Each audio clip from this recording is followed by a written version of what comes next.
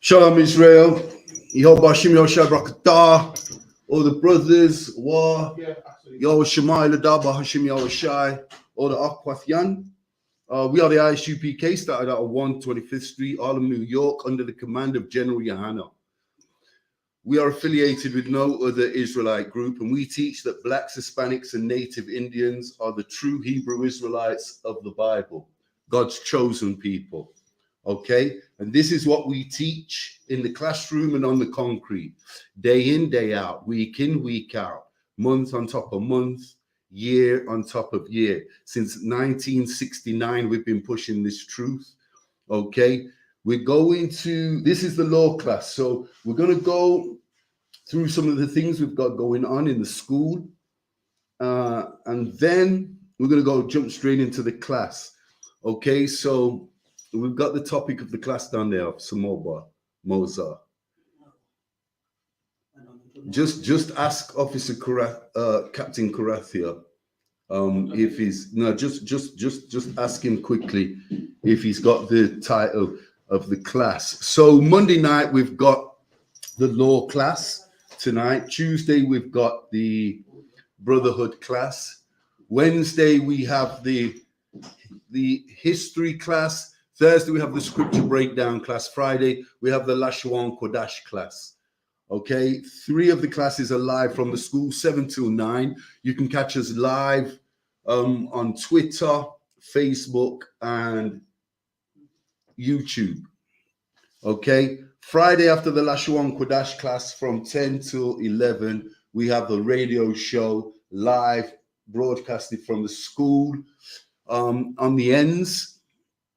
And Saturday, we have the Saturday morning Sabbath class in the school, ran from 10 till 11. And then straight after, we go on the road in Birmingham City Centre and London Central for street camp.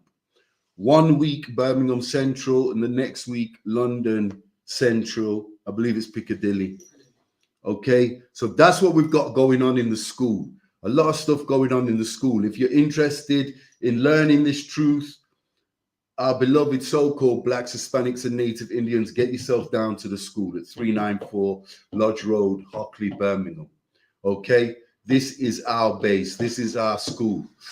We only bring in the people of the inheritance of the Bible, the bloodline Jews and Israelites from the northern kingdom and the southern kingdom of Israel. That is our beloved so-called blacks, Hispanics, and Native Indians. Okay, that's what we've got going on in the school, Israel. We're going to jump straight into tonight's law class, which is entitled, If You Hate the Law, You Hate the Most High. So if you hate the law, you hate the Most High God. And why is that? That is because the law comes from the Most High God, given to the prophet Moses, who recorded the first 5 books in the Bible, known as the Torah. Get me Genesis 4 and 9. The book of Genesis. Hold on. Give me the book of Genesis 4 and 9. Just hold it a sec. So the book of Genesis 4 and 9. So tonight's topic, you hate the law. If you hate the law, you hate God. Okay, so let me keep up with you, Mozart, this week. Okay, let me keep up with you, Mozart, and the precepts this week. Okay, officer. So here in Genesis chapter 4, we've got the Most High having a conversation with Cain. Who is Cain? Cain was one of Adam's sons. Okay, the first Adam. Okay, so read that for me, and let's jump straight into this the breakdown of the law. The book of Genesis 4 verse 9. And the Lord said unto Cain, Where is Abel thy brother? What did the Lord say to Cain? Where is Abel thy brother? So, and the Lord said unto Cain, Where is Abel thy brother? So jump up and start at verse 8 for me. The book of Genesis 4 verse 8. And Cain talked with Abel his brother, and it came to pass, when they were in the field, that Cain rose up against Abel. So his Cain brother. rose up against Abel. So now, this is why the Most High God is having a conversation with Cain. If you look at our people today in the world, we're lost because we're not following these laws. That's right. We hate the laws. But when we read about Genesis and read what Cain done to Abel in the 4th chapter, we can get a better understanding of why it's so important to keep these laws. Why it's so important, Israel, for our beloved so-called blacks, Hispanics, and Native Indians to come back to God.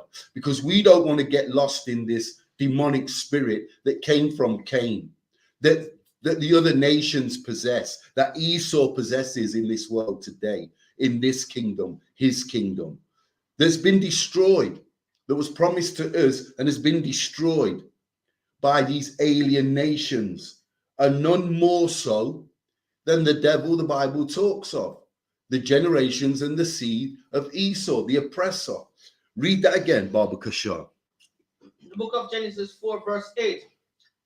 And Cain talked with Abel his brother, and it came to pass when they were in the field that Cain rose up against his brother Abel and slew him. So here Cain has killed his brother Abel.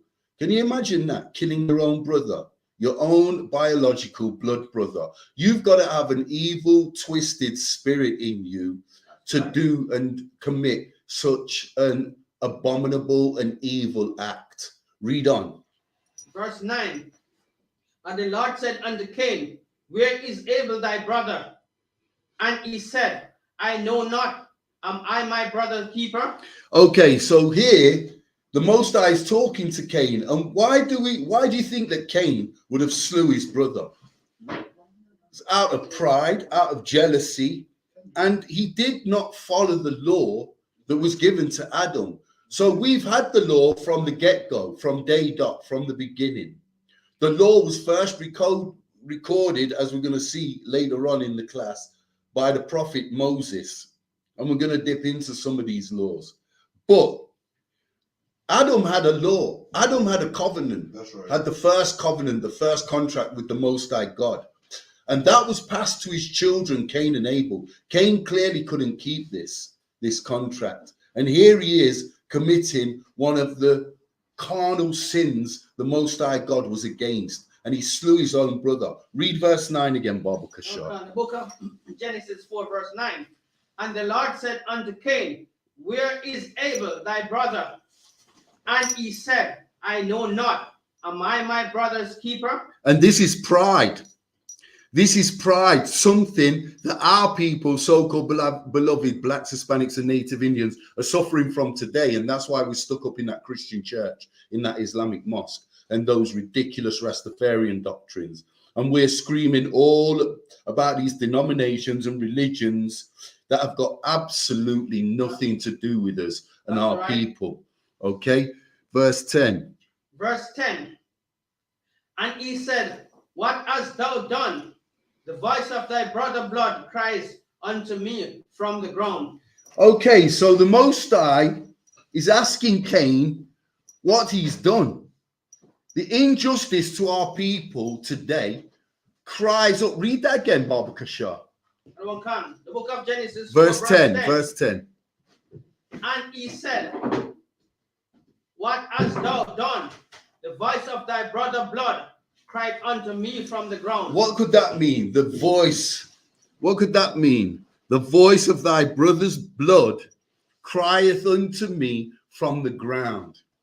You know, our beloved so-called blacks, Hispanics, and Native Indians, no nation has had a time like we have over the last 4,000 years, 3,000 years, 2,000 years, 500 years of captivity. That's right. Physical and mental bondage.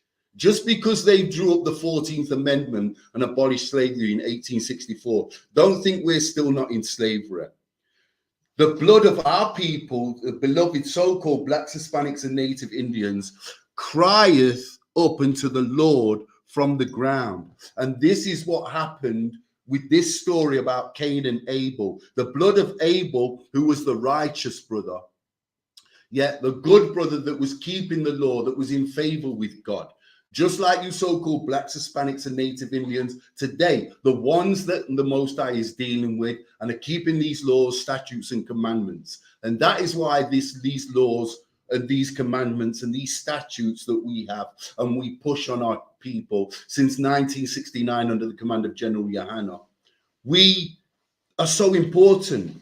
Because if you hate the law, you hate God. That's right. And we're stuck up in that Christian church hating the law because we're taught that this law doesn't matter anymore. We're taught that this law has been done away with. Read verse 10 again, Baba Kasha. Genesis 4 verse 10. And he said, what hast thou done? The voice of thy brother blood cried unto me from the ground. So the blood of Abel is crying up to God. Why? Because God loved Abel. He had favor with God, just like you so-called blacks, Hispanics, and Native Indians. You're a chosen people in Deuteronomy 7 and 6. He chose you out of 18 nations in the book of Genesis. One child he chose specifically over everybody, and that was the children of Israel. That was the house of Israel. Now you so-called blacks, Hispanics, and Native Indians today.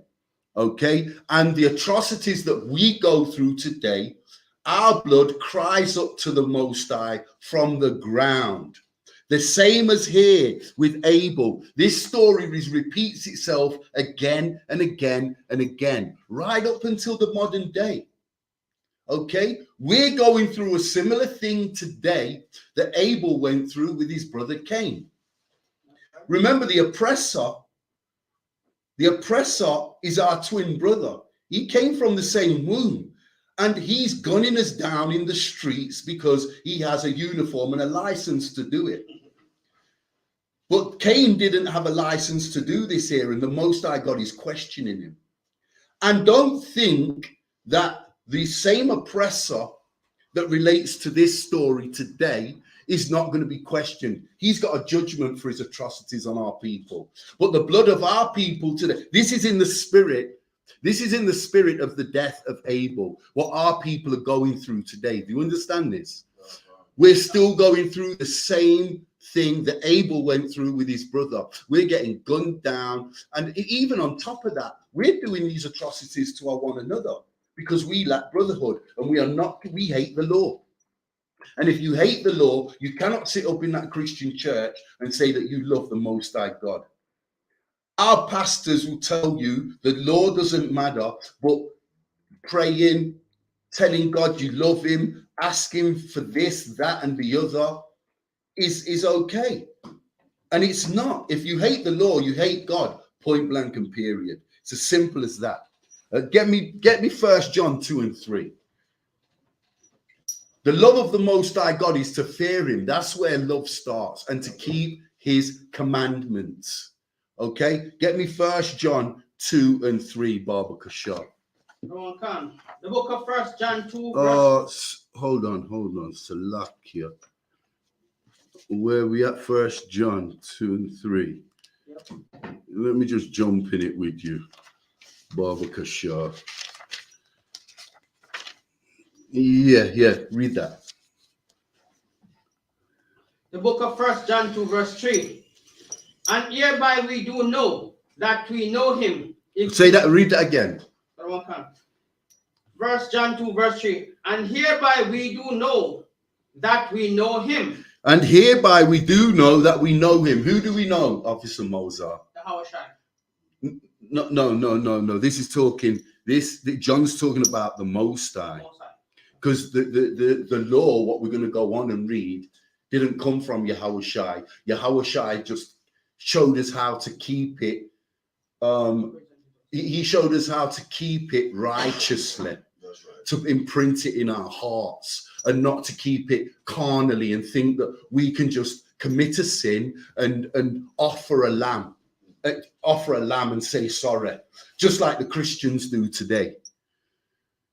Okay, they don't offer a lamb, but they think they can eat pork, shrimp, crab, lobster, sleep with each other's wives, and say sorry to God the next day, and it's forgiven. That is not the law. That is not in the Bible. That is not in the oracles of the Most High God. That is a demonic doctrine that comes from the slave trade, from the slave owners, a slave doctrine, from the oppressor that has been pushed on our people, and our people teach that to their one another in the Christian church today. It's nonsense, and it's not in the Bible.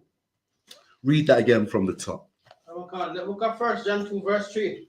And hereby we do know that we know him, if we keep his commandments. If we do what? If we keep his commandments. Okay, so that's clear.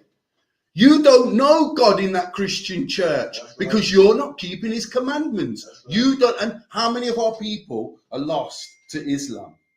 How many people are stuck up in that mosque? They're not going to slide under the net neither. They're getting touched tonight.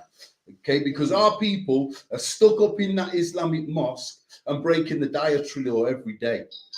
The Imam is telling our people, our beloved blacks, Hispanics, and native Indians, everything in the ocean is halal. Their definition of halal is righteous, is holy, which is nonsense and is not in the Bible. Okay, so shrimp is in the ocean. How can that be righteous when it's filthy, according to the Most High God? Shrimp, crab, lobster comes from the ocean. How can that be holy and righteous to eat when God says it's abominable and it's filthy? So it's not just the Christian church. If our people are not in the I.S.U.P.K, under the command of General YAHANNA, the home of the truth, you are hearing and being taught lies. You hate the law of God if you're not in the I.S.U.P.K, point blank and period.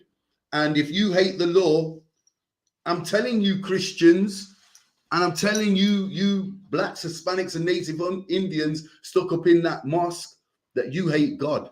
You don't love God. That's right. If you're in any other doctrine but the Holy Bible, the King James Version 1611. And this is what we push. And we've been pushing this since 1969. Get me Amos 3 and 7. We've been pushing this since 1969. I.S.U.P.K is the original Hebrew Israelite organization. That's the right. First. Everything else, all these fake Israelites came after us. They came after us and they copied our doctrine and rearranged it to fit their bill, to fit their organization. So these fake Israelite groups are as bad as the Islamic Imam, right. as bad as our Christian pastors. They're pushing nonsense on our people. The only way you're going to get this truth, how Christ taught it 2,000 years ago, is to get yourself down to 394 Lodge Road, the home of the truth, the One West Doctrine, I.S.U.P.K, under the command of General YAHANNA. Amos 3 and 7. You got that, Baba Kashar? Give me one sec. You've got it, but I don't. But guess what, Mozart? I will have. Amos 3 and 7. Read that, Baba Kashar. The book of Amos 3 verse 7. Surely the Lord will do nothing. What? How shall do nothing? No. That's not talking about Christ. Read that again. Amos 3 verse 7. Surely Yahweh will do nothing. Surely Yahweh will do nothing. So if he sits on his throne all day long and has not a care in the world and minds his business, what will the Lord God of Israel, of you so-called blacks, Hispanic, and native Indians be doing? Read. What will he do? But he revealed his secret unto his servants, the prophets. He does what? Revealed his secret unto his servants. He does what? Revealed his servants. A little bit louder for the mic. But he revealed his secret unto his servants, the prophets. He revealeth his secrets unto his servants, the prophets. And who are the prophets? Right. The priests and prophets of the Most High God. You can see in the I.S.U.P.K under the command of General YAHANNA. That spirit that was in Moses, that was in Jeremiah, Ezekiel, Isaiah, Christ, our Lord and Savior, Obadiah, Jonas, that same spirit lives on in Captain Karathia, in Officer Dungabar, in all the generals of the I.S.U.P.K, all the captains, all the officers. It lives in us today. And we're pushing the same truth and the same doctrine that the priests and prophets of the Most High God in the past pushed. Captain, you got something for us? Why is so heavy? It's struck a nerve then, because the Lord said he only reveals the secrets to the prophets, man. So someone is telling me, who's Muhammad guy, man? Because he the Israelite, and so these guys with the last message, he no prophet. Someone got to tell me who this Selassie guy is as well, because he ain't no prophet as well. Like, the scripture's deep, man. You know what I mean? It's struck a nerve there for whole life. The Lord saying that no other man can be a prophet but Israelites. That's who the secrets get revealed to. So Muhammad ain't coming with no secret. Selassie ain't coming with no secret, no mystery or nothing like that. The word is, and the last time I checked, Muhammad was an Ishmaelite. That's right. He came from the bloodline of Ishmael. And Selassie, I'm sick of talking about this dude, man. He was a Cushite. He was from the seed of Ham. Nothing to do with Israel. The amount of arguments I've had with Rastafarian brothers, so-called brothers, that want to tell me that Selassie is of the lineage of Judah. Prove it. Prove it. Because it's not in here. It's not in the oracles of the Most High God. It's not in the Holy Bible. I can guarantee you that. And the amount of Rastas we shut down week in, week out, right, because they talk their nonsense about their 12-tribe Rastafarian doctrine, which is not in the Bible, but they have the barefaced cheek to tell you that they believe in the Bible and they believe in the oracles of the Most High God. It's not true, because Selassie has got nothing to do with the bloodline or the inheritance of Israel. That much is clear. Read that again, Baba Kashar. Amos.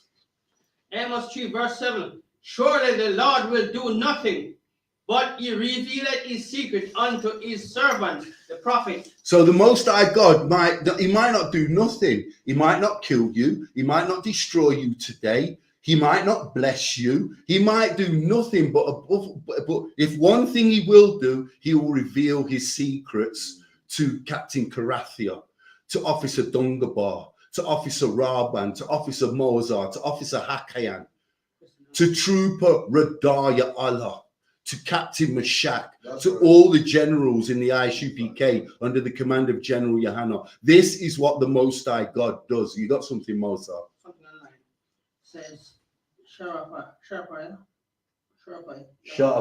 Yeah. Yehoda. So if I may, what scripture can I read to find out what happened to the Israelite after the destruction of Jerusalem in 70 AD? Well, we know that there's the scripture. Well, we know take them to, from Babylon to Timbuktu. If you get the book From Babylon to Timbuktu, you can read all about the history of the southern kingdom, the house of Judah, which is the tribe of Benjamin, the tribe of Levi, and the tribe of Judah, which ran approximately 69 years after the fall of Jerusalem. And the oppressor, the Romans, the Europeans, came and invaded our land, killed the most famous Negro that ever lived, Hamashiach Yahushai, who the world ignorantly calls Jesus Christ. And to save our behinds, we ran through Jordan into Sudan and into the Congo, into Central Africa, and then eventually to the west coast of Africa to get away from these Roman soldiers. And that's what happened to the three southern tribes of the southern kingdom of Judah: the tribe of Benjamin, the tribe of Levi, and the tribe of Judah. Okay. In another lesson, we'll break down what happened to the northern kingdom. That's a bit more complex and complicated, but this is how we ended up in Africa.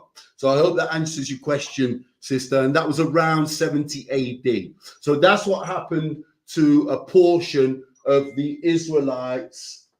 Where's the question? That's what happened to a portion of the Israelites, because remember, the three tribes in the southern kingdom were Israelites, but they were Jews as well. The 9 tribes from the northern kingdom were not Jews. They didn't come from the land of Judah. Jew being abbreviation of the term Judah. The house of Judah is just the tribe of Levi, the tribe of Benjamin, and the tribe of Judah, who resided and inhabited the southern kingdom of Israel. The 9 northern tribes went into an Assyrian captivity, and we can talk about that at a later date in another class. That's what happened to the 3 tribes in the southern kingdom. You got something, Captain? No, that was bang on. Just to add another reference about Josephus you could use. Josephus. The book. Okay, there's another reference from Captain Karathia, the book of Josephus. But if you go to Timbuktu and the book of Josephus, it's all recorded in them. Randolph Windsor, I believe. Let you know that. Randolph Windsor, yeah, from Babylon to Timbuktu. It's all recorded in there, and that's the best reference for you. Go and read it, sister, and check it out. Hope that answers your question. So Amos 3 and 7, read that again, Baba Kasha. The book of Amos 3 verse 7. Surely the Lord will do nothing, but he revealeth his secret unto his servants, the prophets. So even if the Most High does nothing else, he lets his priests of the I.S.U.P.K know his secrets. And we have been pushing this, the very doctrine, on our people since 1969. This cannot die. It will never die. From Moses first recorded it, it will keep coming back again and again and again, because we have the records. These are our records for our beloved Blacks, Hispanics, and Native Indians. These are our records, and they're not for anybody else. Get me Matthew 24 and 6, Baba Kasha. Matthew 24 and 6. Okay, these are our records. Remember that. Khan, sister. Khan. I underbar. No problem. Okay, where are we? Matthew 24 6. Let me catch up with you, Baba Kasha. Okay, read that, Baba Kasha. The book of Matthew 24 verse 6. And ye shall hear of wars and rumors of wars. Okay, so just hold it there a minute. So this is a prophecy of Christ. Okay, so here's another reason and an example of why you shouldn't hate this law. You shouldn't hate this law because, believe it or not, the law, statutes, and commandments from the Most High God are beautiful. They're beautiful, and without them, you're an empty cup. You're an empty vessel. You could be a multi-millionaire. You will have nothing if you don't have these laws, statutes, and commandments. And I'm talking to our beloved Blacks, Hispanics, and Native Indians. Read. You will hear of wars and rumors of wars. See that ye be not troubled. Read that again from the top. The book of Matthew 24 verse 6. And ye shall hear of wars and rumors of wars.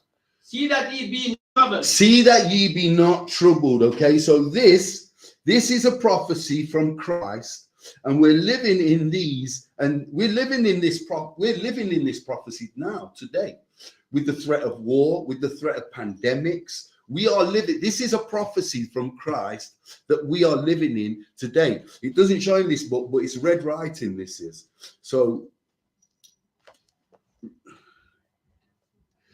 Christ is telling us and warning us, about how the last days are going to be. The very time that we're living in now. When we see these things, don't be troubled. When we see Russia invading the Ukraine, don't get worried, don't get panicked like we do in the Christian church, like we do in the Islamic mosque. You've got a protective bubble around you if you're keeping these laws, statutes, and commandments. And these nations, these heathen nations that are declaring war on each other, they can't hurt you, Israel. They can't hurt you because you've kept these laws, statutes, and commandments, and you're in favor with the Most High God. And this is what we don't learn in the Christian church, because we're taught in the Christian church to love everybody. Christ is coming back for everybody. You got something, Officer Mosa? Something online. What's that? Could you explain this? No, take that off. Let me read it. It was just there a minute ago. That's it. Could you explain the star? Okay. Yeah. Put it back up for me. No. Take your thumb off. Take that off. Let me see it. You see that? Okay. No, I can now. Could you explain the Star of David origin? Yeah, it's quite simple. The bigger side of the screen, you see better.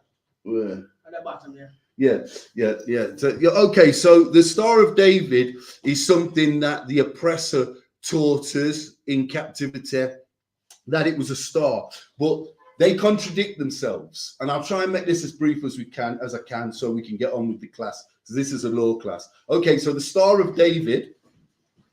Okay. The oppressor taught us that it's a star. But what does he teach our children, our young so-called blacks, Hispanics, and Native Indians in secondary school all around the world and high school? He teaches us that stars are planets and planets are round. Then how the hell can the Star of David either be called a star or be the shape that it is that we wear on our garments? But what it is the shield of David, the signature of David, the shield of King David, our beloved King David. Okay, so King David, if you look at the fourth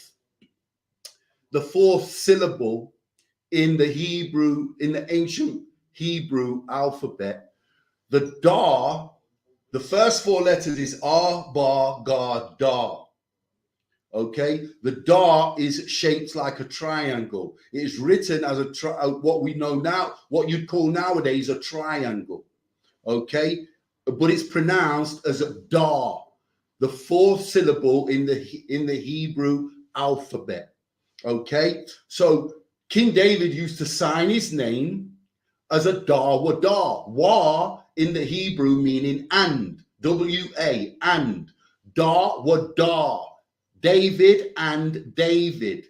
The first two letters of David is Dar, D-A. So David used to sign his name, his shield, twice. And all it is two Dars overlapping each other and one's upside down. It's almost like you go into a professional footballer and ask him for his autograph, and he signs an autograph. And 100 years later, he shows you that autograph. Okay, so that's all the Dar wa Dar is. It's not a star. Stars are planets. Planets are round. How the hell can it be a star? That's what the oppressor wants you to believe. So you get led away from the truth. So you get led away from your inheritance. So you get led away from your lineage and who you really are. Just like they teach you a whole heap of nonsense. You're Christian, you're Muslim, you're Rasta, you're African, you're Black British, you're a byword, you're Afro-Caribbean, Afro-American, you're this, that, and the other. It's all nonsense and it's all lies. What you know as the Star of David is a Dar wa Dar.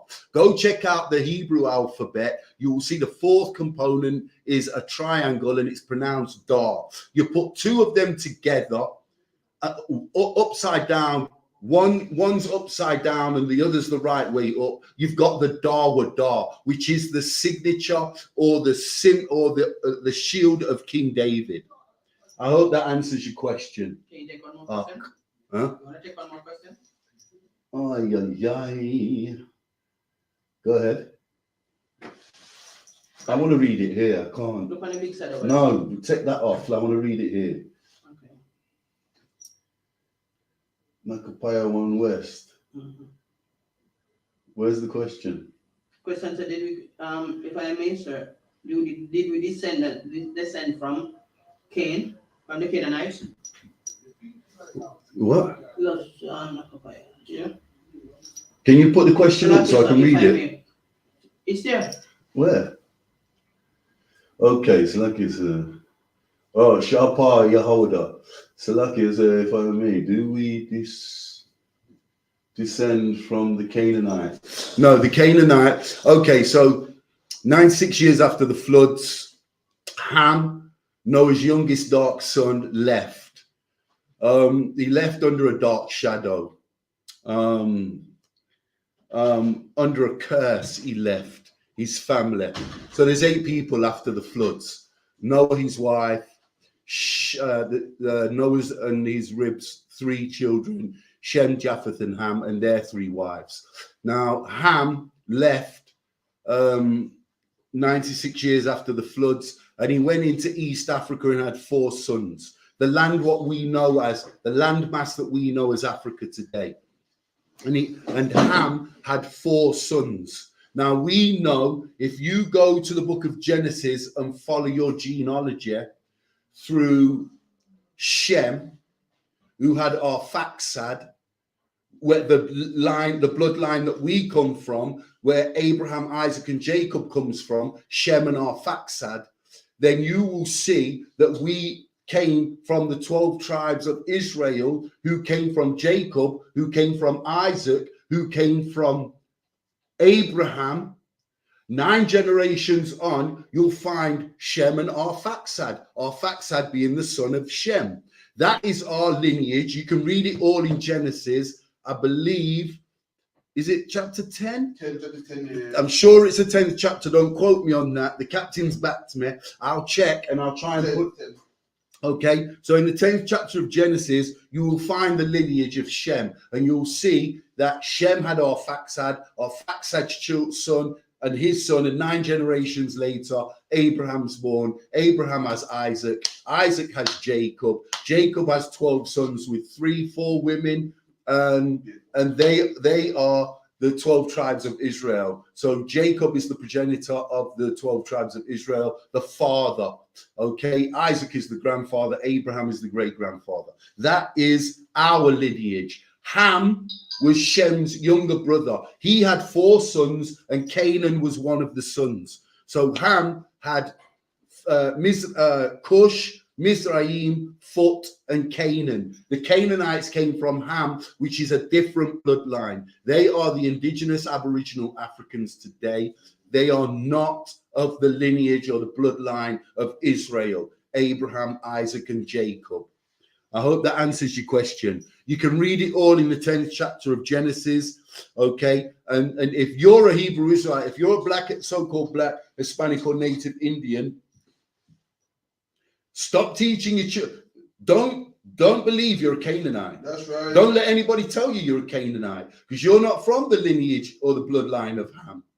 You're from the lineage and the bloodline of Abraham, Isaac, and Jacob, who are from the lineage and the bloodline of Arphaxad and Shem. Okay, I hope that answered your question. Okay, let's move on. Right, back to the class. 3 and 7, Amos 3 and 7. Read that again, Bible Kishon.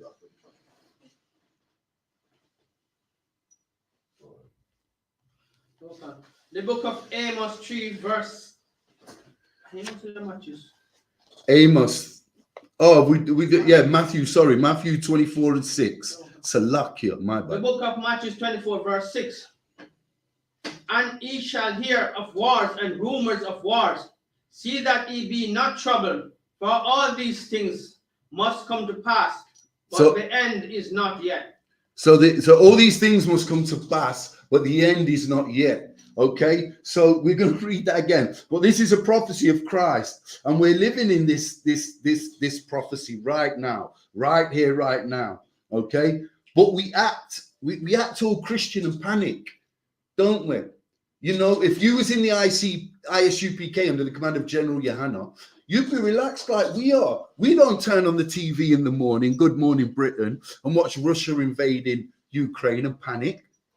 We don't say to ourselves, oh, Ebola. We don't think to ourselves Ebola, COVID-19, SARS, monkeypox, and lock ourselves away in the cupboards in our houses. You know, how many Christian churches around the world shut down in COVID? But UPK schools were open. That's right. All around the world. Why is that? Because we've got a protective bubble around us called the Most High's right arm, his strong arm, and that's not wrapped around the Christian church. But that's why these churches all shut down, and that's why you won't find men of the Most High God panicking in times of turbulence and times of trial and crosses and tribulation. You won't see it. You'll see real men of the Lord, mighty men of the Most High God, when you come to the I.S.U.P.K under the command of General YAHANNA, because we've been installed with the Most High secrets, and we push this truth on our people, our so-called beloved Black, Hispanics, and Native Indians since 1969. Okay, and the bottom line is, if you're in that Christian church, you're suffering in these times, because every little knock at your front door, every little bang outside your door, every little report on the news, a news bulletin of an atrocity in Palestine, in Israel, in Ukraine, you panic. You panic and you want to shut yourself off from the world. But guess what? The priests and prophets of the I.S.U.P.K under the command of General YAHANNA are out on the concrete curbs, week in, week out, in the byways and highways, pushing this truth. And that's what we do. That's what we do in the home of the truth. We're not afraid and we don't panic.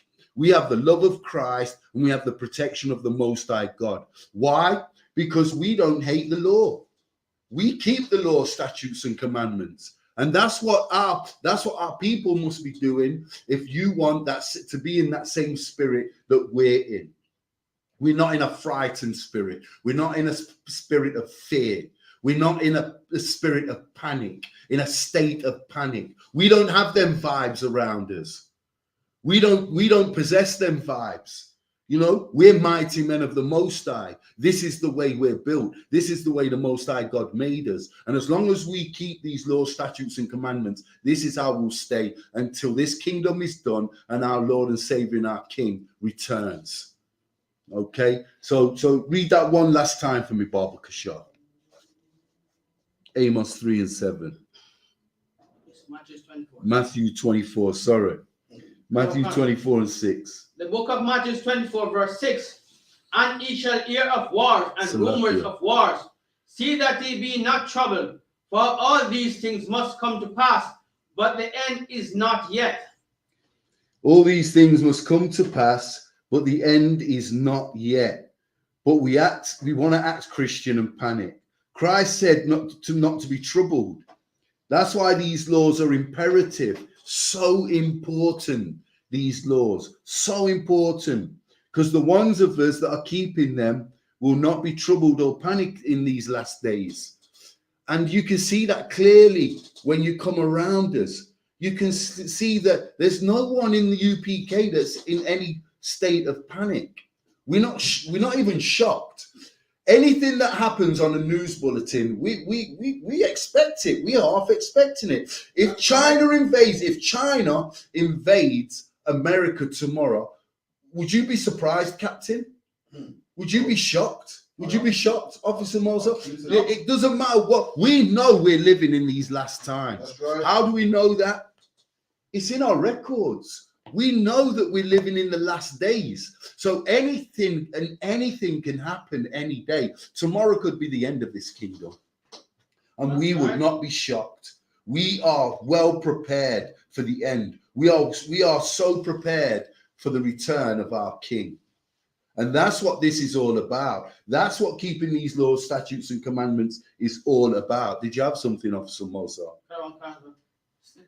What the brother is saying is laying it down real heavy, and we're going to summarize it with just verse 7. Listen what verse 7 says, because we will not be surprised, because we keep the laws and we know what to expect. Listen what verse 7 says. For nation shall rise against nation, and kingdom against kingdom, and there shall be famine, pestilence, earthquake in diverse places. So you see, when you come under when you come into the I.S.U.P.K under the direction of Commander General YAHANNA, we do all of this precept upon precept. We dissect it in every area, every topic, we properly dissect it, so we have a great understanding and a wealth of knowledge of what to expect.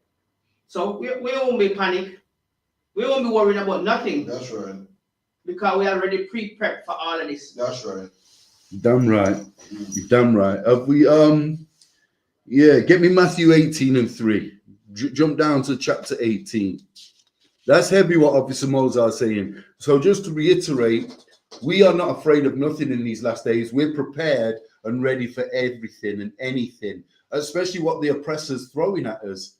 He's killing us more now than he ever has in the past. He's gunning us down in these streets like children tread on ants.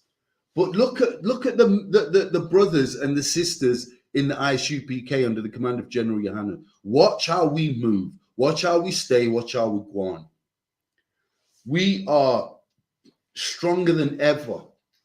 And we're waiting for our king to return. And when he returns, yeah, we're not going to be the ones that are shocked.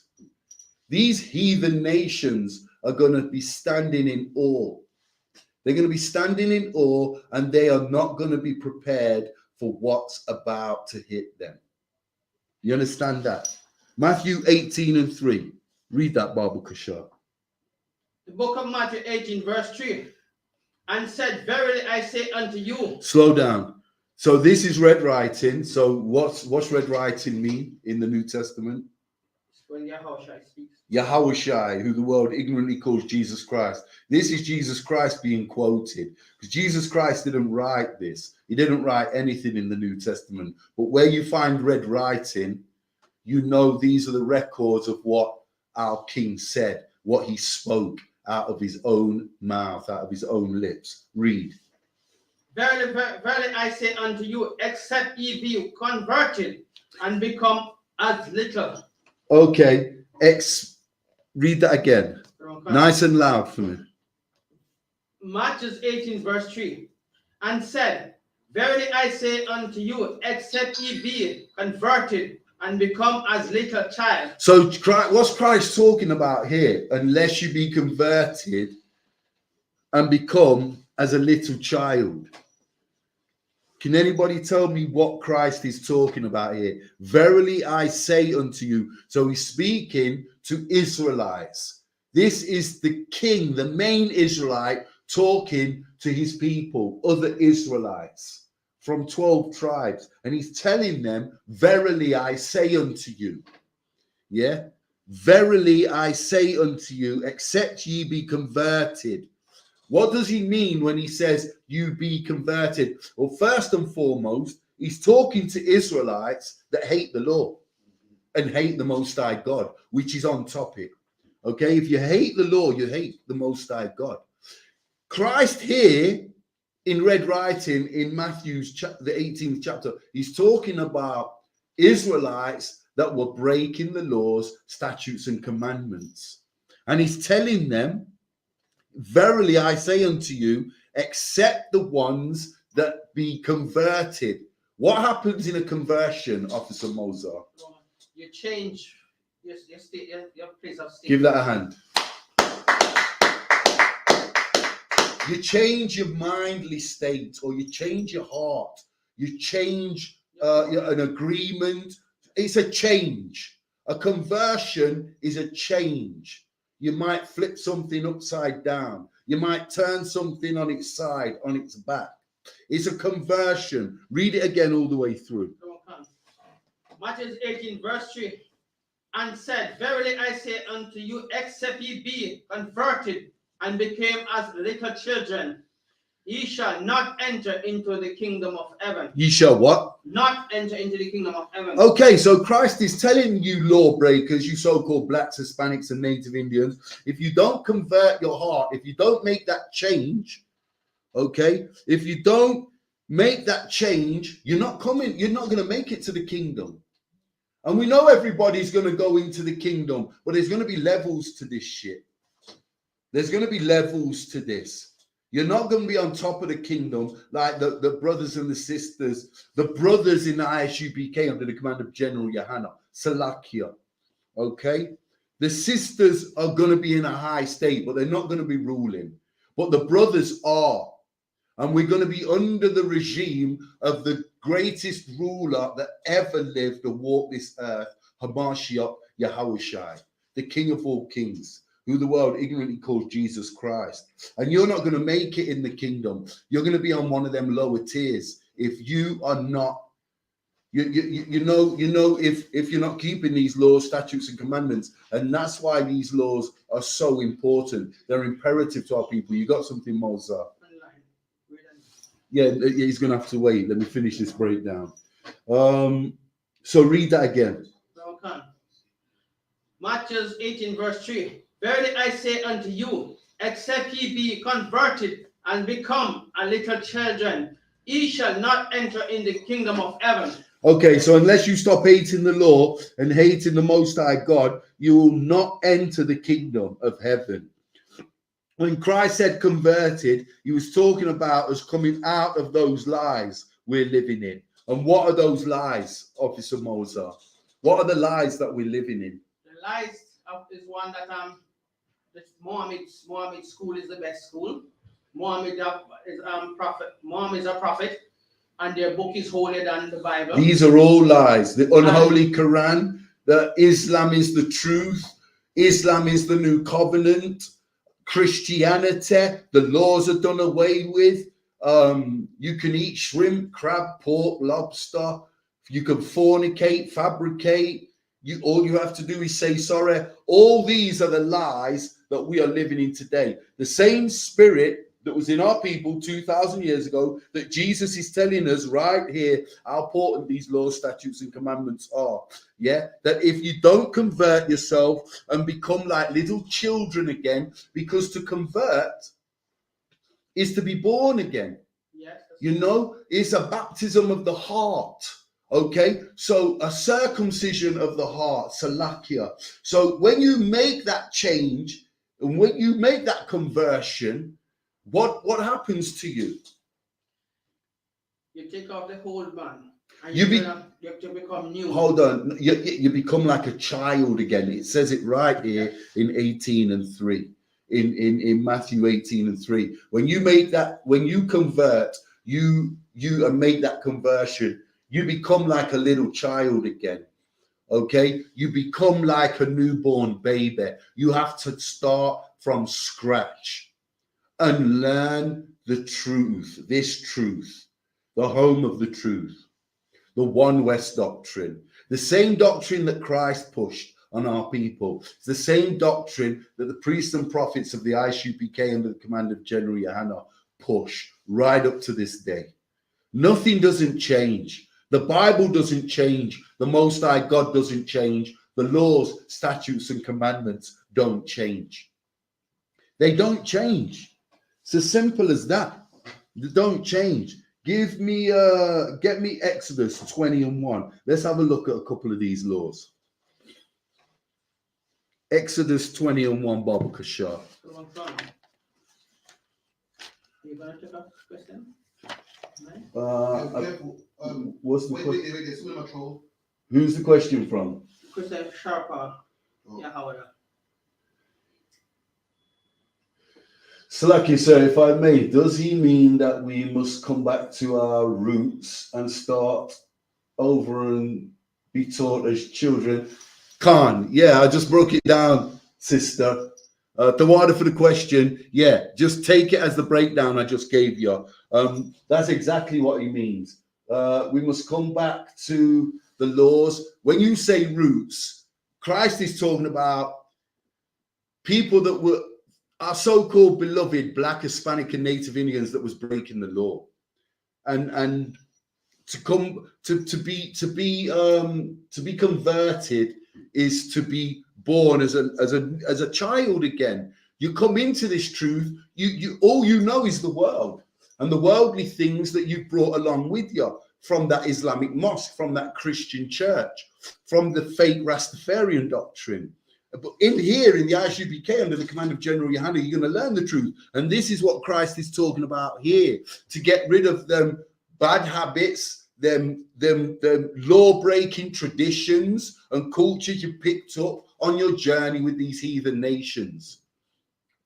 Okay? Copycatting, following fake gods, graven images, breaking the dietary law, the domestic laws, the marital laws, adultery, committing adultery, sleeping with your brother's wife, all these things that we teach in the I.S.U.P.K, the same as what Christ taught 2,000 years ago. And that's what he's talking about here. Yeah, to be reborn, to be a child again, to convert. And unless you do that and learn this truth and start applying these laws, statutes, and commandments to your life, then you're not going to make it to the kingdom. Christ is quite clear in what he's telling our people and what he's teaching. He's quite clear. Exodus 20 and 1. You got that, Baba Kashar? The book of Exodus 20, verse 1. And Yahweh spake all these things, saying, I am the Lord thy God. I am the what? The Lord thy God. So there is no other God but Yahweh. The God, the one true God of Israel, the God of the Bible. Read. Which have brought you out of the land of Egypt. Okay, Moses led us, but the Most High God led us out of the land of Egypt. He gave us a reprieve. He saved us.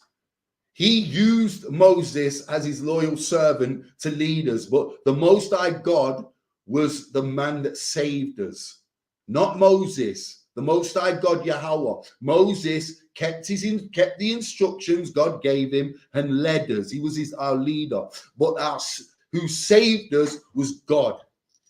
The Most High God, Yahweh. Read. Out of the land of Egypt, out of the house of bondage. Out of the house of bondage. So we was in over 400 years of bondage, captivity in this African land of Egypt. Read. And verse 2. Thou shalt have no other God before me. Slow down. That's not verse 2. That's verse 3. Yeah, verse 3. Yeah. Read. Verse 3. Thou shalt have no other God before me. Thou shalt have no other God before me. This is a law. What did we want to do as soon as we came out of Egypt? Oh, we want to start partying like Egyptian, living the ways of the Egyptian, breaking the law, such as commandments, complaining, whining. Read verse 4. Verse 4. Thou shalt not make unto thee any graven image. Thou shalt what? Not make unto thee any graven image. Okay, this is what peeved the Most High God off straight away. We couldn't wait to turn our back on God when he brought us out of Egypt. And what did we go and do? We built a golden calf. Moses is up in the mountain getting the tablets, recording the laws, the commandments from the Most High God to come and give his people. This is pure, unadulterated love. This is true love in the absolute from the Most High God. And what, in the meantime, what are we doing? We're in the wilderness, fornicating and building a graven image. What did we build? A golden calf. A golden calf. That's pride for you. That's pride. We couldn't wait on Moses. We're getting impatient. We're proudful. Oh, why? What's going on up there? What's Moses getting up to? We turn our back on God and go and build our own God. That's a graven image, a statue of a goddamn cow of all things. We're not Hindu. The Hindus, the Elam worships the cow. What the hell has a golden calf got to do with the God of Israel and with the Israelites, the children of Israel? Absolutely nothing. Jump to verse 22. Give me verse 22. Let's read about this. Let's read about how we pissed God off, man. Exodus 20, verse 22. And the Lord Yahweh said unto Moses, Thou shalt not say unto No. Thus thou shalt say. Thou shalt say unto the children of Israel, Ye have seen that I have talked with you from heaven. Verse 23. Verse 23. Ye shall not make with me gods of silver. Ye shall not make with me gods of silver. Read that again. Nice 23. and loud and clear. Ye shall not make with me gods of silver. You should not make gods of silver statues. What else should we not be doing? Read on. Neither shall ye make unto you gods of gold. Gods of what? Gold. Read that again. Verse 22. Verse 22? Verse 23.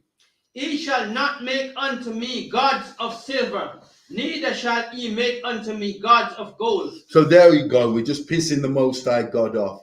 No sooner did he lead us out of captivity in Egypt, when we turned our back on him and we're making graven images in the wilderness. That's pride for you, Israel. The same spirit of pride that is in our people up in the Christian church today. making graven images, false images of Christ, an oppressor, when we know from Revelation 1 and 14, 15, 16, and 17, Jesus Christ is a black man, a so-called black man with dark skin and woolly hair. Jump back to verse 5. The book of No, read 4, verse 4. The book 20 of and 4. Exodus 20, verse 4. Thou shalt not make unto thee any graven image or any likeness of anything that is in heaven above, or that is in the earth beneath, or that is in the water under the earth. Okay, so we've destroyed ourselves, Israel, you so-called blacks, Hispanics, and Native Indians, with so many graven images and fake gods. How many fake gods have we followed over the years? Zeus, Aphrodites, Ares, Thor, Baal, so many fake gods. Jehovah, Allah. Catholic gods. It's just ridiculous. It's just ridiculous. And we stuck up in these brick buildings praying and worshipping fresh air. Gods that don't even exist, that have never done anything. They've never been recorded as doing anything. Yeah, but our God, the true one God of the Bible, the God of Israel, he's got records galore. Records galore. He's done everything. He parted the Red Sea. He gave the power of miracle to his only begotten son. You know, he saved us from the Persian captivity, the Philistine captivity, the Assyrian captivity, the Roman captivity, the Macedonian captivity. He saved us time and time again, and still we wander off in these fake denominations. You know what? Our people don't never cease to amaze me. Get me, let's drop the laws for a minute. I might want to come back to them. There's a few laws I wanted to go through. Get me 2nd Ezra. If you got an apocrypha there, get me 2nd Ezra 6 and 54. Because this demonstrates, what we're going to read is a demonstration of how important these laws, statutes, and commandments are. Have you got the apocrypha there? All right. I've got one here if you've not got one. 54. Come on. The book of 2nd Ezra 6 verse 54. And after these, Adam also whom thou madest Lord of all thy creatures. Read that again. 2nd Ezra 6 verse 54. And after these, Adam also whom thou madest Lord of thy creatures. Okay, so Adam's got domain. The Most High God has gave the first man with the ability to understand right from wrong. He's gave him total control of all living things. Read on. Whom thou madest Lord of all thy creatures, of him come we all, and the people also whom thou art chosen. Verse 55. Slow down. Read that again from of him come we all. Of him come we all, and the people also whom thou art chosen. Okay, so everybody comes from Adam. All 17 nations. The Chinese man, the Japanese, the Indian man, the Arab, the so-called white man, the African, the Arabs. Everybody came from Adam. Okay, and even it says here he's chosen. Who's he's chosen? Israel, our beloved so-called blacks, Hispanics, and Native Indians. Read on. Verse 55. All this have I spoken before thee, O Lord, because thou madest the world for our sake. So he made the world for our sakes. Read that again. Not everybody. Not everybody. You can pick up on this. He didn't make it for everybody. Read it again. Verse 55. All this have I spoken unto thee, O Lord, because thou madest the world for our sake. He made it for you so-called blacks, Hispanics, and Native Indians. The Israelites, the real bloodline Israelites of the Bible, God's chosen. Read on. Verse 56.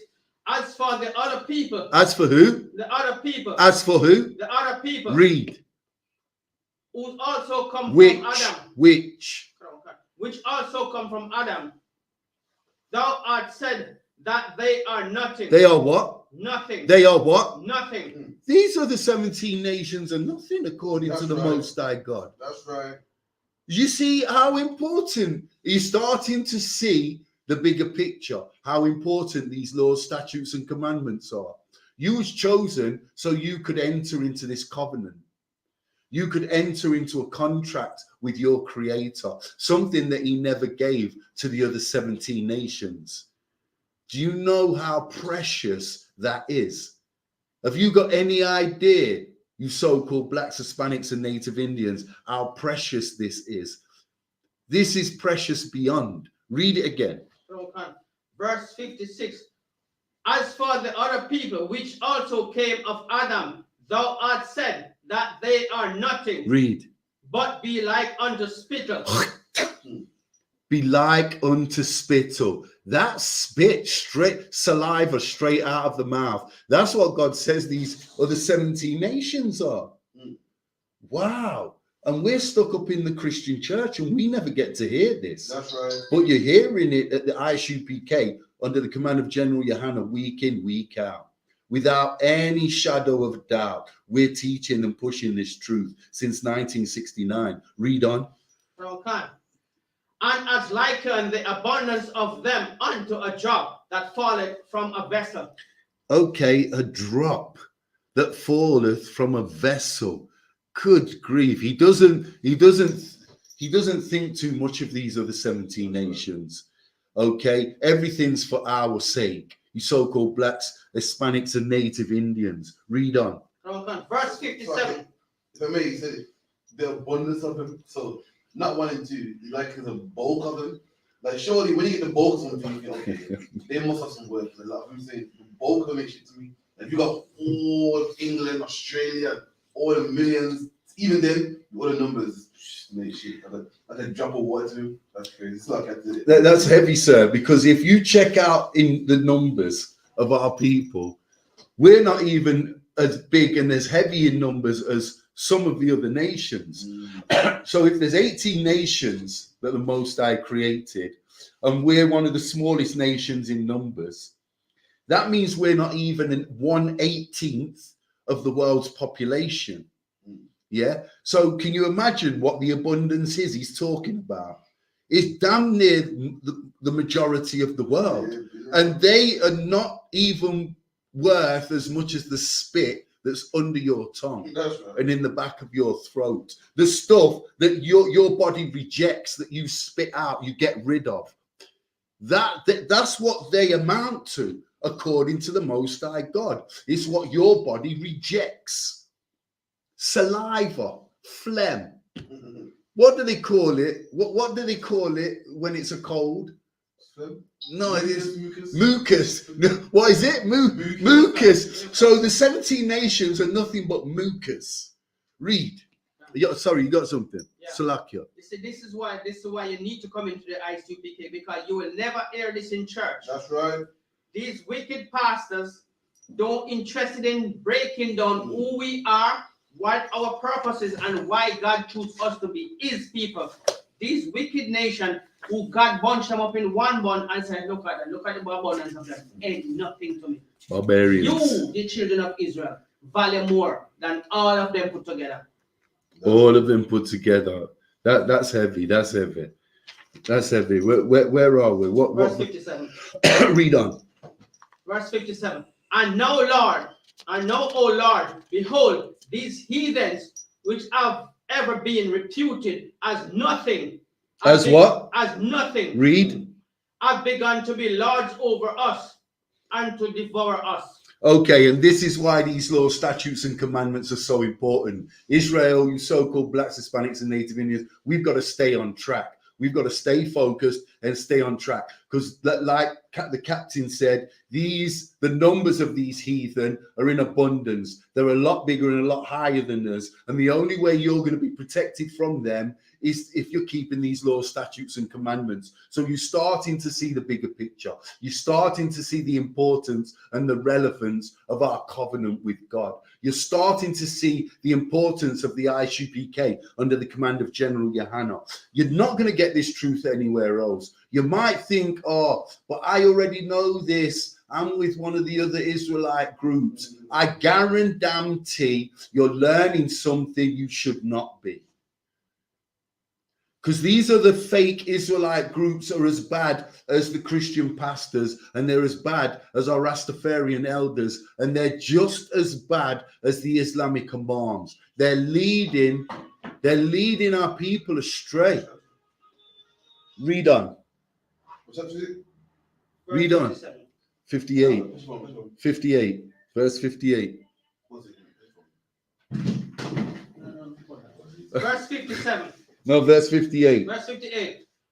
But we thy people, whom thou art called, thy firstborn, thy Salakia. Read after heathen.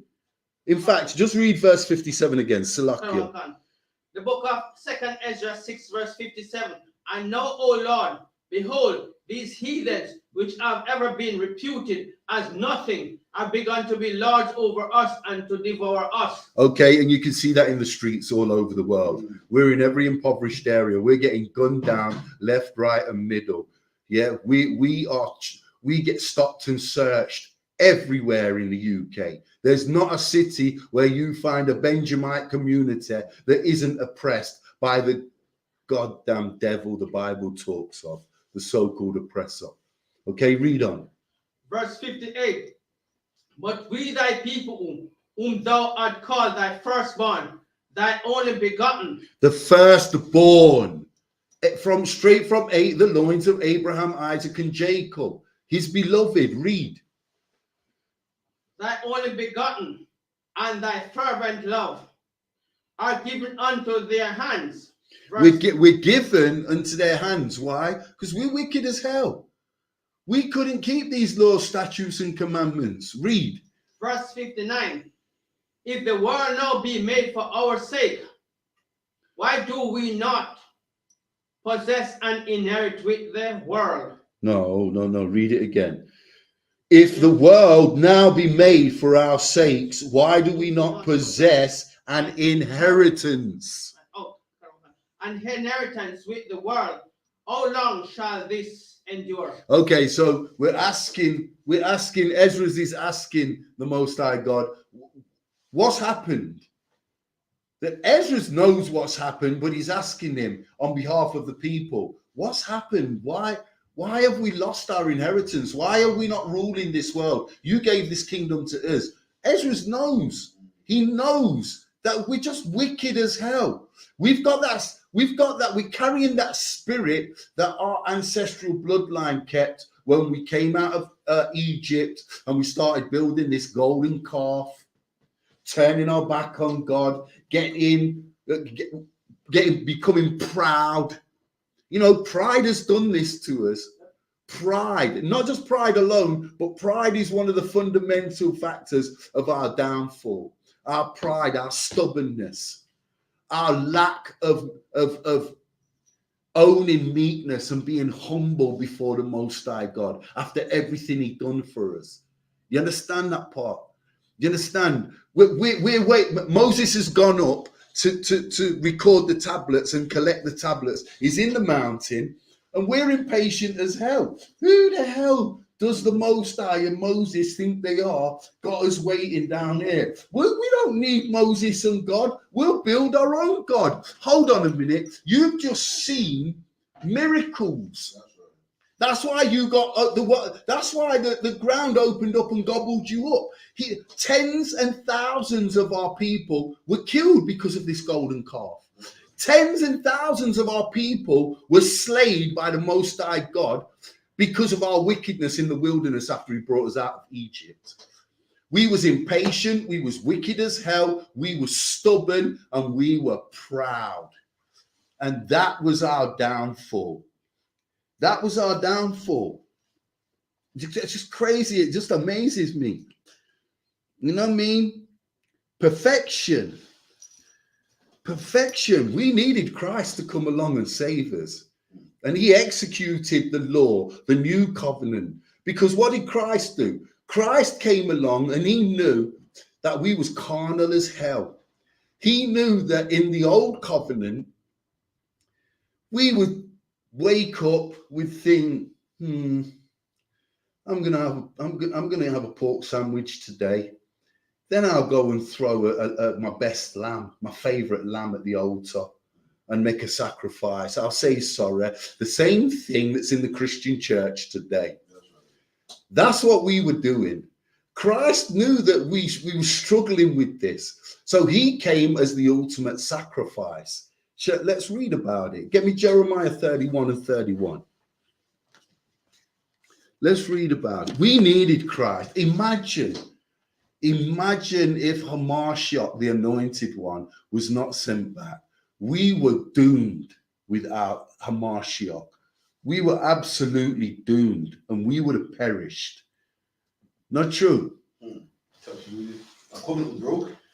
No way back. No way back. No way back. Okay. These laws, statutes, and commandments. Okay, let's read about how Christ came and really saved us.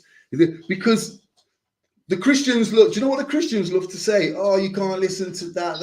That precept is nonsense. That's the Old Testament. Okay, well, let's read it. Let's see if we can find it in the Old Testament and the New Testament. Because you so-called Christians are supposed to believe in the New Testament here. Get me that Jeremiah 31 and 31, Baba Kashar. The book of Jeremiah 31, verse 31. Behold, the days cometh, saith Yahweh, that I will make a new covenant with the house of Israel. Read that again. Jeremiah 31, verse 31. Behold, the day comes, saith Yahweh, that I will make a new covenant with the house of Israel. The house of Israel, the northern kingdom, the 9 tribes of the northern kingdom.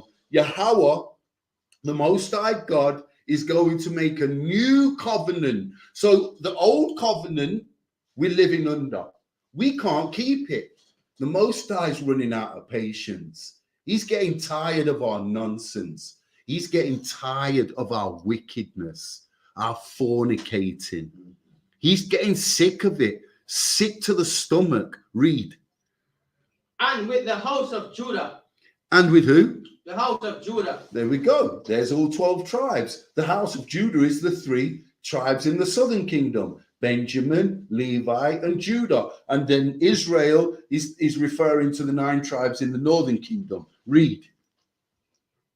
Verse 32. Not according to the covenant that I made with their father. And what is the covenant? Here we go. We're hitting the nail on the head. What is the covenant made with their fathers? That's the old covenant, the first one, the law that we was given under Moses' leadership, the one that we couldn't keep, the one that we thought we could manipulate, the one that we thought we could break, just like the Christians do today. Throw a lamb at the Most High God, make a sacrifice, and say sorry, just like the Christians do today. We thought we could do that and get away with it. Guess what? The Most High God got sick of your heinous acts. The Most High God got sick of your wickedness, you so-called blacks, Hispanics, and Native Indians. Read on. In the days that I took them by the hand to bring them out of the land of Egypt, which my covenant they break. There you go. We built a golden calf straight away. We couldn't wait to get out of Egypt. We couldn't even wait for our leader to come down from the mountain with our rules, with our rule book. We couldn't wait for the Torah. If Moses is up there for 3 months, you sit in front of that fire, eat your lamb, and you wait and you love it. And you know that you've seen the miracles of the Most High God perform, and he exists. That's right.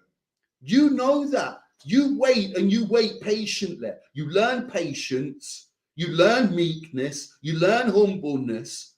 We couldn't wait to make that golden calf. Read on.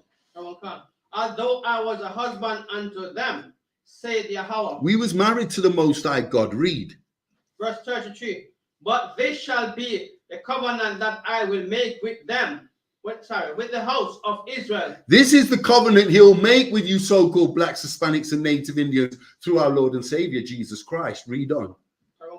After those days, said Yahweh, I will put my laws into their inward parts. Into their what? Inward parts. Read that again. That's beautiful. I will put my laws into their inward parts. So he's going to take away that carnal nonsense that we think we can break the law like the Christians do, say sorry, throw a lamb at God as a sacrifice, and we've got a new slate. We wake up in the morning, everything's forgotten. Just the same thing we're taught in the Christian church. Read on. Okay. I'll put my laws in their inward parts and write it in their heart. This is not metaphorically, this is tattooed in our hearts. You know, the law is tattooed in our mind. It's just imprinted in us. It's part of our blueprint. It's part of our genetics. It's part of our blood. It's our inheritance. We now, through Christ, we will learn to love the law, not just to keep it as a chore or a headache or a migraine. We will love it because we know it makes us better. It gives us brotherhood. It gives us sisterhood. It gives us the love of our Creator, the Most High God. Read on. Okay. And will be their God, and they shall be my people. There you go. There you go. Get Hebrews 8 and 8. Precept upon precept, line upon line. That's what Isaiah told us in 28 and 10. Yeah. Salaki, you got something for us? I like you put it out, man. I like the analogy you use, you know what I mean? That before it was something we do. The law said, don't sleep man's wife, or I won't sleep man's wife because the law said that. Well, Christ let us know, I can't let it wrong. It's not something we think about. It's not something we just do because it's written on paper. Don't steal, gotta pay my double. It's like, bro, I can't steal. It's wrong, my brother. It's something like, you don't eat pork and give man a sacrifice because, it's in your mind, so you actually do and think about it, so that you actually care about. That's deep, like when you put it out. Like, the other one, and that's heavy what you're saying, just to touch on it, because to extend on what you said, what Christ raised the bar. So where Moses gave us this law, Christ came along and never changed it or altered it. He raised the bar. He said, just touching on what the captain said, he said, okay, under Moses, you couldn't sleep with your brother's wife because you broke the law. Under me, I don't care whether you sleep with your brother's wife. If you even think about it, that's right. You're breaking the law. So Christ came along and made you love the law, so you didn't even think about it. Under Moses, you could look at your brother's wife and lust after her. As long as you didn't touch her, you never broke the law. Right. But when Christ came along under the new covenant, Christ said, I'm going to raise the bar. That's right. If you see her in a miniskirt and you think about her in any way, untoward way that you shouldn't be, you're a lawbreaker and you're the devil the Bible talks of. That's right. You got something, Mosa? As the teacher just said, if you even just think a fickling in your mind about it, because everything starts from your mind, you already break the law. There you go. You cannot do something unless you think about it. There you go. And what did Isaiah tell us to? Back up these precepts, precept upon precept, line upon line, here a little, there a little. That's in Isaiah 28 and 10. Yeah. So you Christians, you so-called blacks, Hispanics, and native Indians stuck up in that Christian church, you don't even believe in that precept we just brought out in Jeremiah 31 and 31, because you said it's old. Christ has had away with what Jeremiah's records. You are goddamn liars. Let's see what the new New Covenant says. Let's see what happens in the New Testament. Okay, precept upon precept, line upon line. Hebrews 8:8. Read that. The book of Hebrews 8, verse 8. For finding fault with them, he said, Behold, the day cometh, saith Yahweh. No. Saith the Most High God. Read that again. All right, let me read that in the Bible.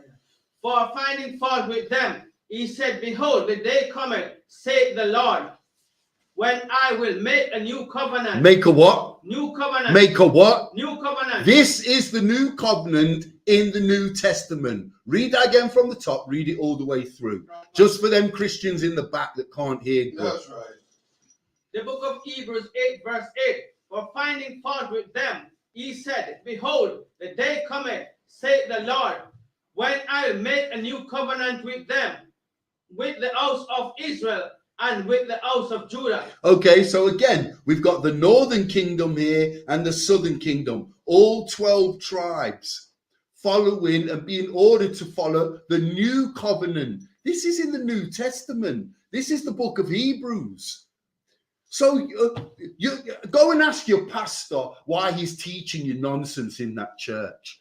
Go and ask your pastor why the Old Testament is different to the New Testament. When we at the I.S.U.P.K under the Commander General YAHANNA teach the book in its entirety, it is one book and it's all on one accord. There's no different. The old and the new is not two separate books. It is one set of records with an old way of doing things and then a new way of, an improved way of doing it. But it doesn't change. The new way of doing it is same as the old. It's just a bit deeper. And we've raised the bar to stop you thinking you can do something and get away with it by throwing money or goods at it. Okay, that's it. Point blank and period. The law's not changed. Our mindset of keeping the law has changed because it had to change. Christ was so gifted. He is Pele, Usain Bolt. He is everything you know about black people, the best of black people. That is Christ wrapped into one. That is our Lord. That's our King, Hamashiach Yahushai. That is him. He was perfect. And he came to teach us that the law should be kept and be kept righteously. It should be engraved and imprinted in your mind. You know what I mean? You shouldn't feel like the Sabbath is a chore. The Sabbath is a headache. Holy convocations is a migraine. You shouldn't be thinking the feast days are hard work. Christ came and instilled back in our people that the feast days and the Sabbath were glorious times for our people. There was a time of celebration, being merry, of feasting, of congregating, and brotherhood and sisterhood amongst or above all things. That's what Christ came back and told us. Can you imagine under Moses? Oh God, flipping out. Why can't we keep the Sabbath once a month? Why does it have to be every week? Every week on the Sabbath, on Saturday, I can't milk my cows because even the cows get a rest. I want milk on Saturday and I can't milk my cows because it's the Sabbath and the cows are sleeping in the field, having a chill out time. Yeah, but under Christ came along and he taught you, your cow has slayed his guts out for you from Sunday to Friday. Give your goddamn cow a rest. That's right. Let your cow lay down and do his thing.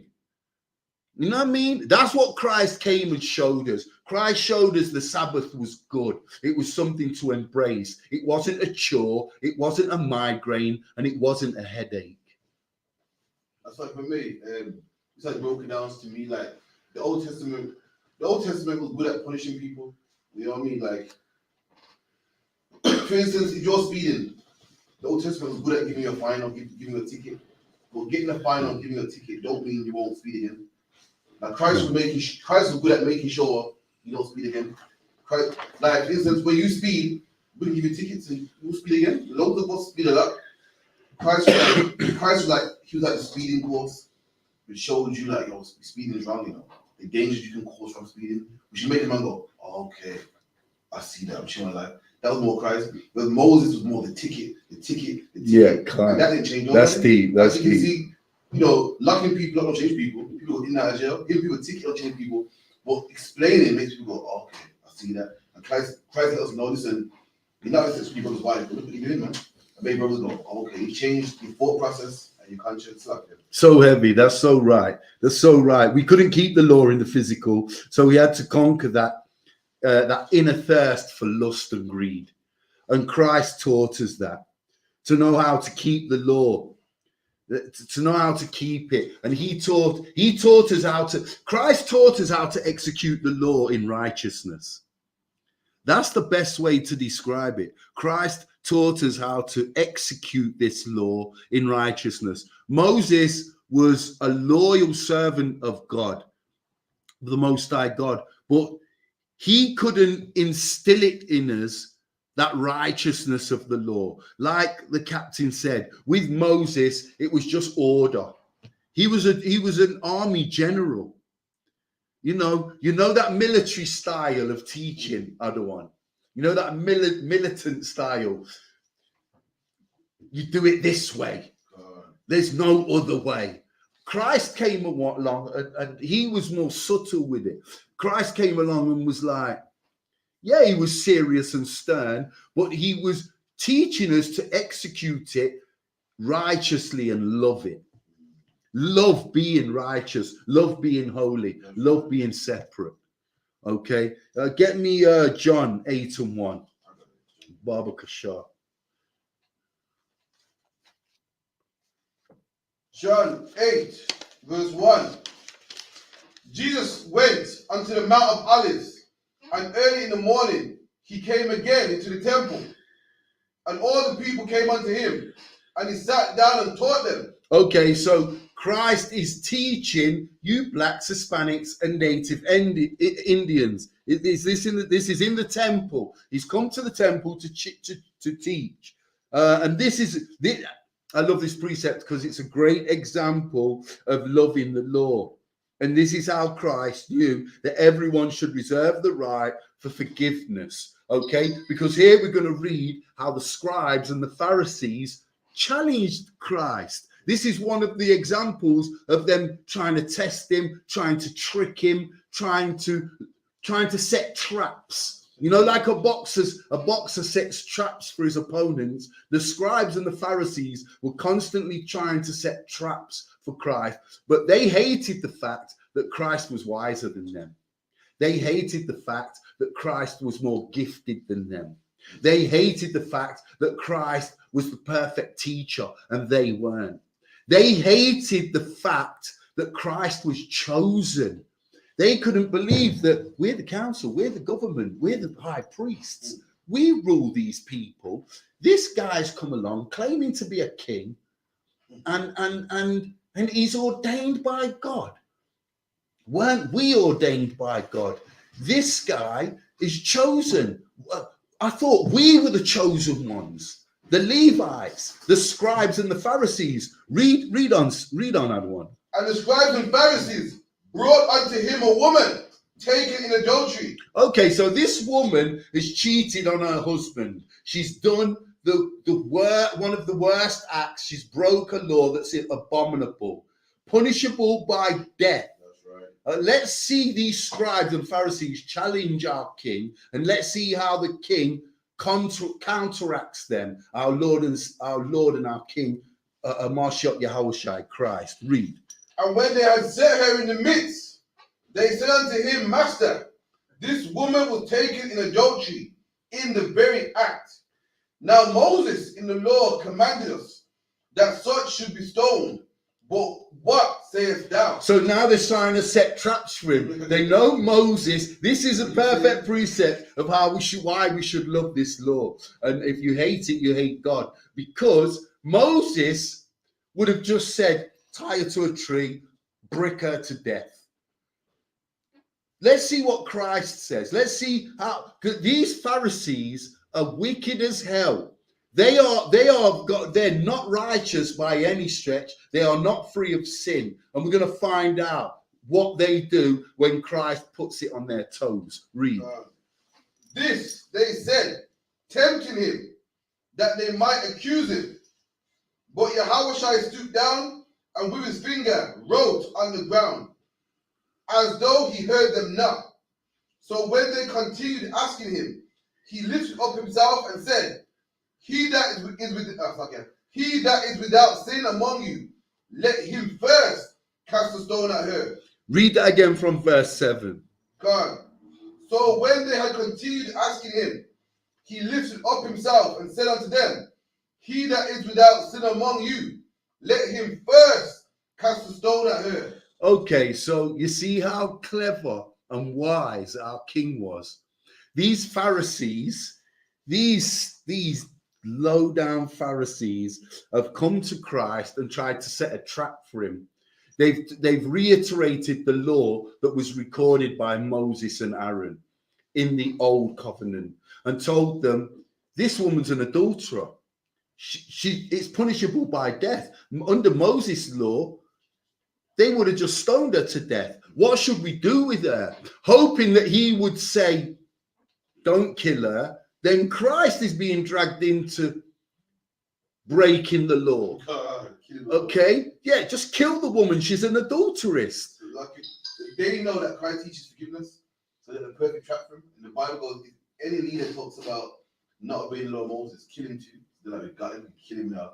He's going to say forgive her. But he's going to say, but Moses is otherwise. You're a false prophet, kill him. The guy wrapped up, it's done.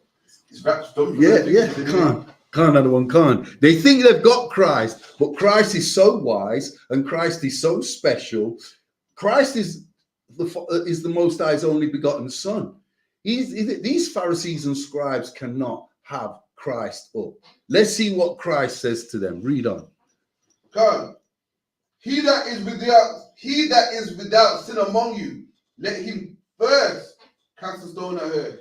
So he who is without sin, him who's perfect, kill her, brick her to death. Do you know what the scribes and Pharisees all did? Dropped their boulders and kept it moving. Because every one of them, their conscience kicked in, and every one of them knew that they'd milked their cow on the Sabbath. Every one of them knew that they broke the dietary law. Every one of them knew that they'd slept with one of their brothers. Every one of them knew that they'd committed carnal acts and couldn't counteract Christ's counteraction. I beg you read that again, Baba Kashar, other one. Just that last verse. He that is without sin among you, let him first cast a stone at her. Cool. And again, he stooped down and wrote on the ground. Read 9. God. And they which heard it, being convicted by their own conscience. Read that again. And they which heard it, being convicted by their own conscience. And he that heard it, these goddamn scribes and Pharisees, these Christian pastors and reverends, heard Christ's teaching and their conscience kicked in. What do you think they did? They dropped their stones and their boulders and they kept it moving. They just walked on by. They didn't want to kill the woman again. Read that again, Baba Kashar, all the way through, sir. And they which heard it, being convicted by their own conscience, went out one by one, being at the eldest, even unto the last. And Jesus was left alone, and the woman standing in the midst. So even the eldest priests among the Levites knew that they had sinned. They had blood on their hands. They were not. They did not have a clear conscience, and it's right here. It's right here. This is a great example of loving the law, because Christ knew that everyone should reserve the right of forgiveness. Just don't repeat your sin. That's you cannot keep repetitively sinning, doing the same thing, making the same mistakes. But Christ saved this woman because he knew these scribes and Pharisees would not be able to counteract his counteraction. Okay, and what did the scribes and Pharisees do? It's fucking for me as well. Christ is so sick because Christ didn't say don't kill him. So he said agree with Moses, I can kill everyone, but if you get the man without to kill him first stone first.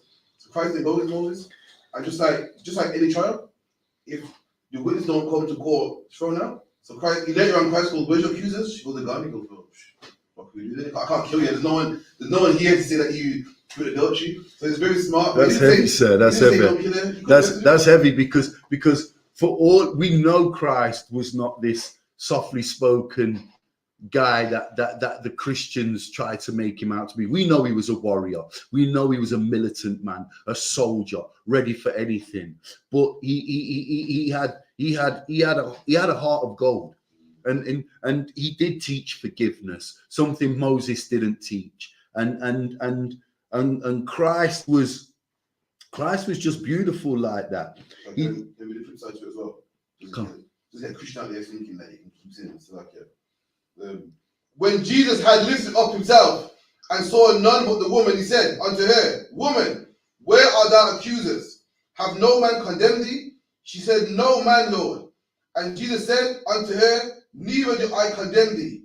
Go and sin no more." There you go. Exactly what the breakdown. My breakdown just was: if you sin, you might be forgiven. Some sins will not be forgiven, but you can't keep repeating that sin. You understand that? If you keep repeating that sin, you're no different to the Christian pastor. You're no different to the scribes and Pharisees in this story here. You know, you hate the law. If you hate the law, you hate the Most High God. And that's how important this law is. That's how important this law is. What time we on? We got any questions?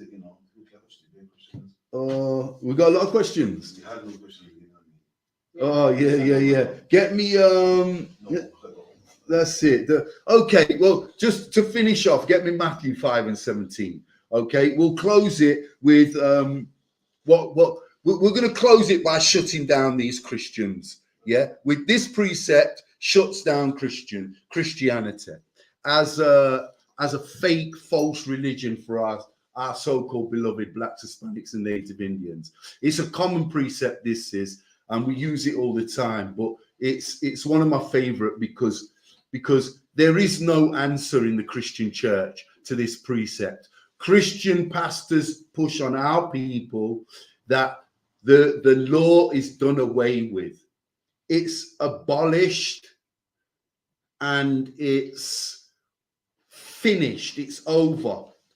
But according to Christ, it's not finished. The Christian pastors say that the law of Moses is done and destroyed. Let's see what Christ says. Read. The book of Matthew 5:17. Think not that I am come to destroy the law. This is red writing again. This is Christ speaking. This is being quoted from the mouth and the lips of Jesus Christ. Read it again. Matthew 5:17. Think not that I have come to destroy the law or the prophets. I am not come to destroy, but to fulfill. Read that again. Matthew 5:17. Think not that I am come to destroy the law or the prophets. I am not come to destroy, but to fulfill. This is our King speaking. Hamashiach Yahushai, aka Jesus Christ. He says, think not that I have come to destroy the law. So the law's not done away with. Christ didn't come to do away with the law or to destroy it. In fact, Christ is the only man that kept all 613 laws in our history. Our beloved so-called blacks, Hispanics, and Native Indians. Christ is the one man that perfected these laws of the Most High God. So he's Right. not come to, he never came to destroy the law. The law is not finished. The law is not done away with. And he never came to do away with the prophets, neither the prophets nor the law.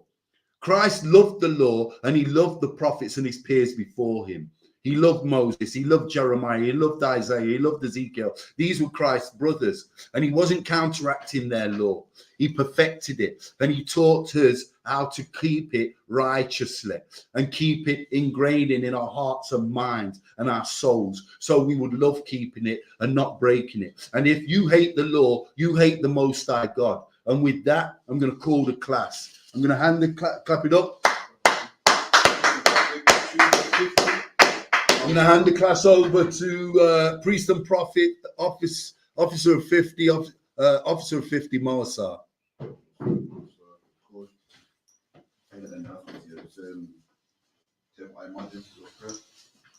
Imadiam.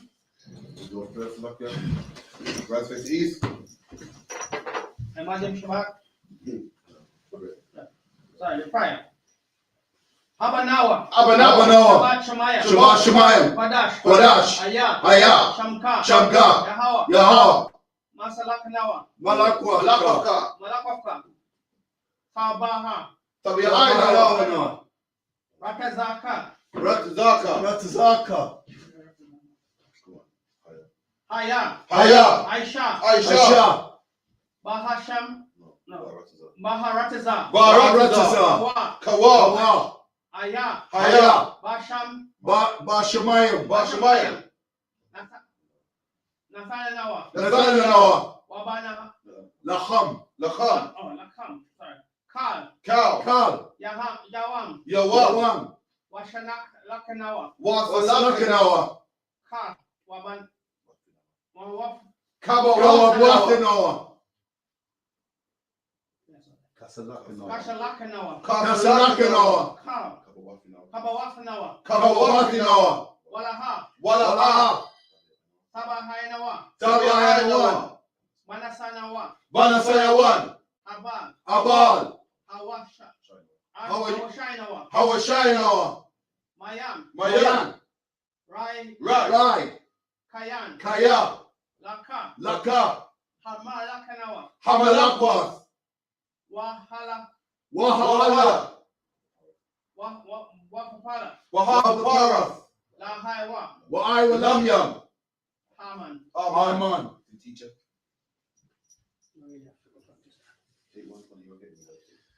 And in the English, our Father, which art in heaven, hallowed be thy name, Yahweh. Yahweh. Thy kingdom come. Thy will be done. As it is in heaven. Salakia, thy kingdom come. Thy will be done. In earth. As it is in heaven. Give us this day. Our daily bread. And forgive us our debts. As we forgive our debtors. And lead us not into temptation. But deliver us from evil. For thine is the kingdom. And the power. And the glory. Forever. So be it.